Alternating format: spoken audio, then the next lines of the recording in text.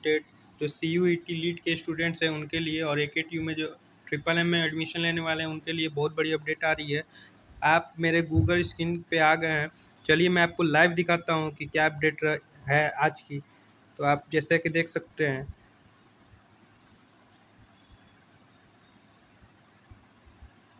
और ये देखिए आपका ये अपडेट आपके सामने अब आ जाएगा कि क्या आज की अपडेट है, वो जो आपके सामने आने वाला है। तो मैं आपको बता दूं कि ट्रिपल एम में जो लेटरल के स्टूडेंट्स हैं जो CUET लीड भरे हैं उनका रजिस्ट्रेशन अब शुरू हो जाएगा। अब वो अपना रजिस्ट्रेशन शुरू करा सकते हैं।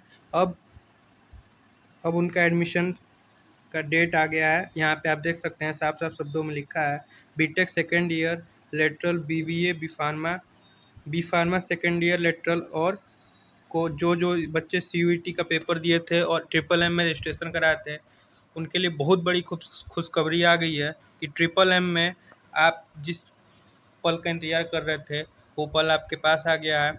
आप अब अपना काउंसलिंग का फॉर्म, रजिस्ट्रेशन का फॉर्म भर सकते हैं। आपका लिंक खुल गई है। तो चलिए क्लिक करते हैं, यहाँ देखते हैं क्या इन्फॉर्मेशन निकल के आ रही है। देखिए तो यहाँ पे आपको देखने में आ रहा होगा कि आपके 5वें नंबर का जो पॉइंट है वो गाइडलाइंस है। क्या क्या गाइडलाइंस दिया है ट्रिपल एम ने, वो चलिए हम सारे गाइडलाइंस को अब बढ़िया से समझ लेते हैं कि इस गाइडलाइंस में क्या कह रहा है और कैसे काउंसलिंग करानी है, क्या क्या करना है, क्या क्या है इसमें, क्या क्या विधियों। तो आप देख सकते हैं कि यहाँ लिखा है counselling guidelines for admission through CUET UG। जितने भी हमारे दोस्त हैं, हमारे भाई हैं जो CUET UG का पेपर दिए हैं और बीटेक लेटरल से एडमिशन लेना चाहते हैं, ट्रिपल एम में, बी फार्मा में लेना चाहते हैं, लेटरल में, ट्रिपल एम में, BBA में, वो सारे बच्चों के लिए ट्रिपल एम ने गाइडलाइंस को जारी किए हैं और काउंसलिंग का शेड्यूल भी निकाला है। तो ये देख सकते हैं आप साफ साफ आज का 21 सितंबर का इन्होंने पोस्ट किया है, लेकिन आज की ये न्यूज़ है Madan Mohan Malviya university of technology Gorakhpur. देखिए इसमें आप बहुत बढ़िया से आप देख सकते हैं। चलिए देखते हैं एक एक पॉइंट को बढ़िया तरीके से। तो पहले पॉइंट में यहाँ तक कि आप देख सकते हैं कि लिखा है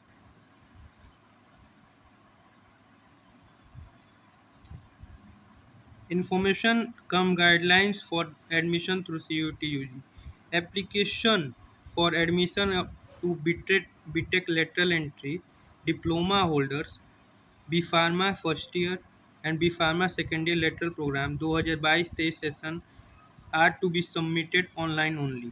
मतलब आपको ऑनलाइन अपना फॉर्म भरना है, रजिस्ट्रेशन फॉर्म सारा ऑनलाइन भरना है। और देखिए और इसमें क्या और करना है, ऑल द एलिजिबल कैंडिडेट जिन जिन जिन बच्चों ने CUET UG का पेपर दिया है सारे बच्चे एलिजिबल होंगे इस फॉर्म को भरने के लिए, रजिस्ट्रेशन को कराने के लिए। उनका 3 सब्जेक्ट होना चाहिए अगर वो बीटेक लेटरल में लेना चाहते हैं। इसमें होता है आपका कंप्यूटर साइंस या फिर इंजीनियरिंग, ग्राफिक्स, जनरल टेस्ट और मैथ, अब चाहे अप्लाइड मैथ, ये 3 सब्जेक्ट आपको अनिवार्य है लेटरल में लेने के लिए, बीटेक लेटरल में लेने के लिए। और आपका ऑनलाइन फीस 2000 लगेगा। कितना लगेगा? 2000, जो कि नॉन रिफंडेबल है। ये जो रजिस्ट्रेशन फीस है उसके लिए अगर आपको बैठना है तो आपको कितने पेमेंट करने पड़ेंगे? ₹2000, जो नॉन रिफंडेबल होगा। ठीक है, इतना बात आप समझ गए होंगे। अब देखिए कि BTech lateral entry for diploma, अब देखिए इसमें बताया जा रहा है कि आपकी एलिजिबिलिटी क्या होनी चाहिए और क्या प्रोसेस होने वाला है, ये सब आप पढ़ सकते हैं। इसमें बहुत क्लियरली शब्दों में लिखा गया है कि there is no provision of to change modify the lock choice for BTech second year only at any stage of counselling. ये बहुत ही इंपॉर्टेंट पॉइंट है, बहुत ही ज़्यादा इंपॉर्टेंट पॉइंट है। इसको आप बहुत बढ़िया तरीके से देख लीजिए।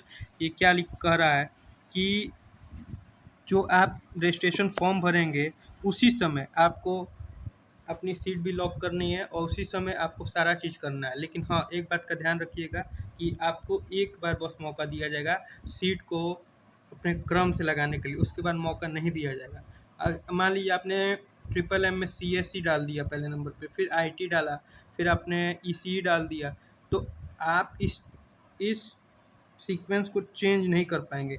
कब तक नहीं कर पाएंगे? 4 तारीख के 2 दिन पहले तक 2 दिन के बाद, आप 4 तारीख के 2 दिन के बाद आप नहीं कर पाएँगे। क्यों नहीं कर पाएँगे?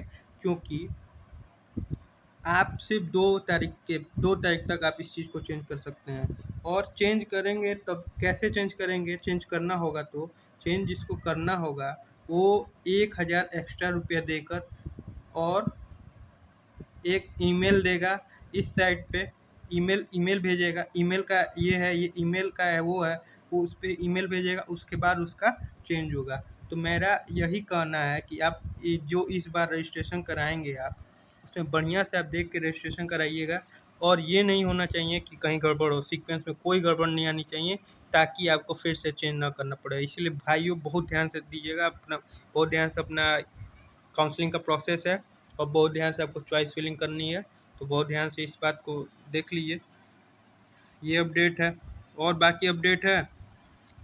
अब देखिए यहाँ पे डॉक्यूमेंट के रिलेटेड में कुछ अपडेट यहाँ पे है कि जो EWS जो सर्टिफिकेट है, जो हमारे जनरल के EWS वाले भाई हैं, उनका जो इश्यूड होना चाहिए 31 मार्च के बाद का होना चाहिए। ठीक है, 31 मार्च 2000 साफ साफ क्लियर शब्दों में लिखा है। और जो इनका एडमिशन ब्राउचर है इस 2022 का, उसके अनुसार, मतलब उसके जैसे उसमें दिया है उसी टाइप में रहना चाहिए। ठीक है, इतना बात को आप क्लियर कर लीजिए।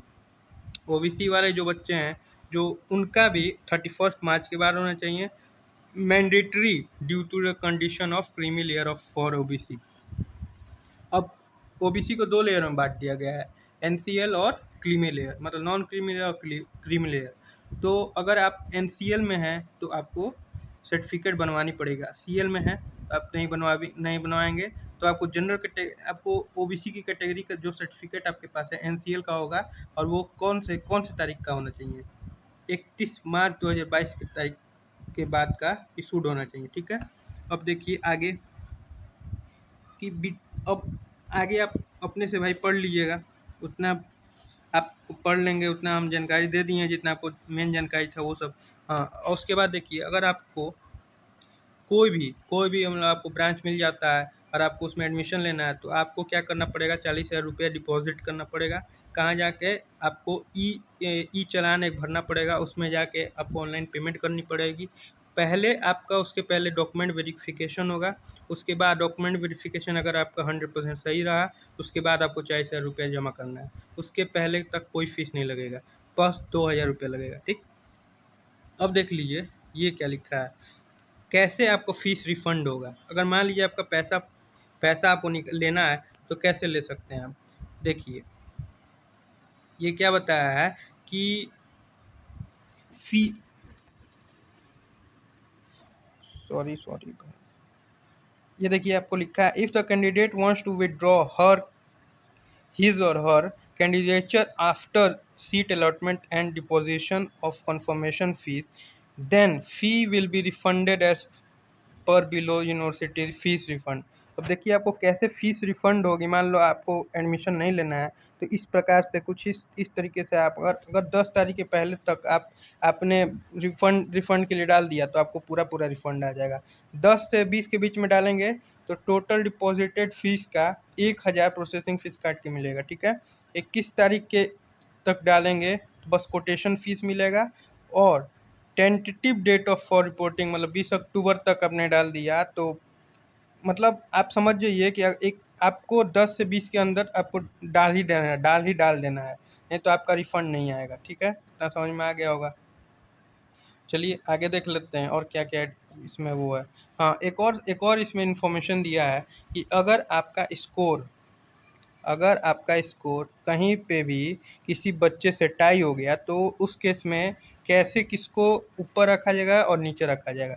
तो ये आप यहाँ पे बहुत क्लियर और शब्दों में लिखा है कि अगर आपका, जैसे मान लीजिए आप 23 साल के हैं, वो बच्चा 22 साल का, तो उसको प्रेफरेंस ज़्यादा मिलेगा, आपको कम मिलेगा।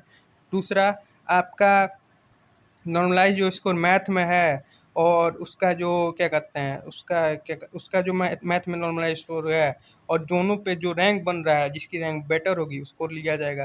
काउंसलिंग के रजिस्ट्रेशन आईडी से आपको दोनों लोग को मिलाया जाएगा। तो ये कुछ कुछ मेथड्स हैं जो जिससे आप, अगर आपका दोनों लोग का नंबर सेम होगा, तो इससे आपको रैंक अप डाउन हो सकता है।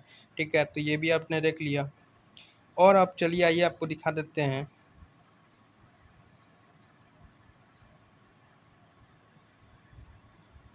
थोड़ा सर्वर प्रॉब्लम है, चल नहीं रहा है साइट। आइए ये देख लीजिए। बाकी आप इसमें साफ साफ क्लियर शब्दों में, मैं नीचे लिंक दे दूँगा डिस्क्रिप्शन में, आप जाके देख सकते हैं। हाँ भैया एक बात ध्यान में रखिएगा, ये वाली पॉइंट जो मैंने आपको ऊपर बता दिया है कि आप कैसे अपना प्रेफ़रेंस डाल सकते हैं। अगर प्रेफ़रेंस आप एक ही बार चेंज कर पाएँगे वही 2 तारीख के पहले तक, उसके बाद आप प्रेफ़रेंस नहीं चेंज कर पाएँगे। इसीलिए बहुत बढ़िया से डालिएगा, कोई भी दिक्कत ना हो आपको, ठीक है। और ये देख लीजिए कि अगर आपका प्रेफ़रेंस सीट, अगर आपका आपका सीट अलॉट हो जा रहा है, ठीक। अगर आपका सीट अलॉट हो जा रहा है तो उसके बाद आपको क्या करना है, फिजिकल डॉक्यूमेंट वेरिफिकेशन कराने के लिए ट्रिपल एम में जाना होगा। फिर वहाँ डॉक्यूमेंट आपको जो है वो एकदम ओरिजिनल डॉक्यूमेंट। हाँ, अगर डिप्लोमा वाले बच्चे जिनके पास रिजल्ट नहीं है वो 31 मार्च तक अपना रिजल्ट क्लेम कर सकते हैं कि मैं अपना 31 मार्च तक अपना रिजल्ट ला के दे दूंगा, ठीक है। ये भी आप यहाँ पे इंफॉर्मेशन दिया है, आप बढ़िया से पढ़ेंगे तो आपको समझ में आ जाएगा।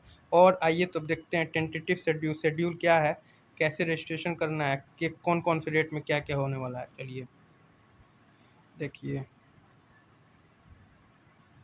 तो देख सकते हैं आप कि रजिस्ट्रेशन कब से स्टार्ट होगा। Start of online registration counselling fees payment choice filling and choice locking 28 आज रात के 10 बजे से ये सब शुरू हो जाएगा, ठीक है। लास्ट डेट कब है, 4 अक्टूबर को, ठीक। First round of seat allotment, पहला सीट अलॉटमेंट का रिजल्ट कब आएगा, 6 अक्टूबर को। और 4 तारीख के पहले पहले आपको सारा, 2 तारीख के पहले पहले मैं कह रहा हूँ कि आपको सारा चीज़ कर लेना है, बढ़िया से सीक्वेंस बना के अपना एक बार देख लेना है। उसके बाद सब चीज़ का 2 तारीख के पहले कर लेना है, ठीक है। उसके बाद 2 तारीख के 4 तारीख के बाद आपका पहला रिजल्ट 6 तारीख को आएगा, 6 तारीख को 5 बजे आएगा, 5 बजे आएगा। उसके बाद आपको अगर आपका सीट मिल गया है तो आपको 7 तारीख को सुबह 10 बजे से 9 तारीख को सुबह 5 बजे, शाम के 5 बजे तक आपको अपना डॉक्यूमेंट वेरिफिकेशन करा लेना है। कहाँ जाके, यूनिवर्सिटी पे जाकर। फिर देखिए सेकेंड राउंड अलॉटमेंट कब आएगा, सेकेंड राउंड का अलॉटमेंट आएगा 11 तारीख को, ठीक। उसके बाद उसी प्रेफरेंस पे जिसने जो आप डाले हैं उसमें आप चेंज नहीं कर पाएंगे। इसीलिए बार बार कह रहे हैं कि बढ़िया से सीक्वेंस डालेंगे, गलती नहीं करना है। एक ही सीक्वेंस बढ़िया से डालना है, जो आपको शुरू से मन है उसको पहले डालना है, उसके बाद धीरे धीरे आपको सीक्वेंस डालना है। गलती नहीं करना है, नहीं तो एक बार मौका चल जाएगा तो फिर बाद में नहीं आएगा। तो फिर सेकेंड राउंड का रिजल्ट आएगा 11 तारीख को 5 बजे, और डॉक्यूमेंट वेरिफिकेशन 12 से 13 तारीख को होगा, ठीक। पढ़ लीजिएगा। थर्ड थर्ड राउंड का अलॉटमेंट सीट जो रिजल्ट होगा वो 15 तारीख को आएगा, और आप डॉक्यूमेंट वेरिफिकेशन 16 से 17 तारीख में करा लेना है, ठीक है। बचा लास्ट में, लास्ट वाला बच गया आपका, क्या होता है इसको क्या करते हैं, spot round. Spot round last में आपका जो बचेगा वो बाद में आपको बताया जाएगा, अगर सीट बचने पे वो ट्रिपल एम बता देगा आपको आके साइट पे, ठीक है। इतना ये काउंसलिंग का शेड्यूल था पूरा आपका। बाकी आप इसमें पढ़ सकते हैं, जो चीज़ें आपको नहीं मालूम है वो नीचे मैं लिंक दे दूंगा, उससे आप पढ़ लीजिएगा। ये सीट मैट्रिक्स है, अलग अलग अलग अलग ब्रांचेज का, और पढ़ लीजिएगा। इसमें 209 सीटें हैं, पूरा पूरा 209 सीटें हैं, टोटल 209 सीटें हैं बीटेक लेटरल वालों के लिए। AKTU वालों के लिए बहुत मज़े की बात है, बहुत बढ़िया न्यूज़ है। AKTU जो लेटरल से दिए हैं बच्चे CUET लीड, उनके लिए 209 सीटें हैं, बहुत बढ़िया सीटें हैं। 209 सीट मतलब बहुत ज़्यादा स्कोप है आपका, ज़्यादा से ज़्यादा बच्चों को मिलने का चांसेस बहुत ज़्यादा है। और ये डिक्लेरेशन फॉर्म है, अगर आपका रिजल्ट नहीं आया है तो उसके लिए आप ये वाला फॉर्म भर के आप यूनिवर्सिटी में के उसमें क्या करते हैं, डॉक्यूमेंट वेरिफिकेशन में ये वाला फॉर्म लगा सकते हैं आप, और आप भर सकते हैं इसको, और इससे आपका काम हो जाएगा, ठीक है। ये वाला फॉर्म देखिए लिखा है यहाँ पे साफ साफ शब्दों में कि whose result of qualifying examination is awaited, मतलब जिसका रिजल्ट नहीं आया है, चाहे ओरिजिनल डॉक्यूमेंट ओरिजिनल रिजल्ट नहीं आया है, वो ऐसे अपना भर के अपना डाल सकते हैं, ठीक है।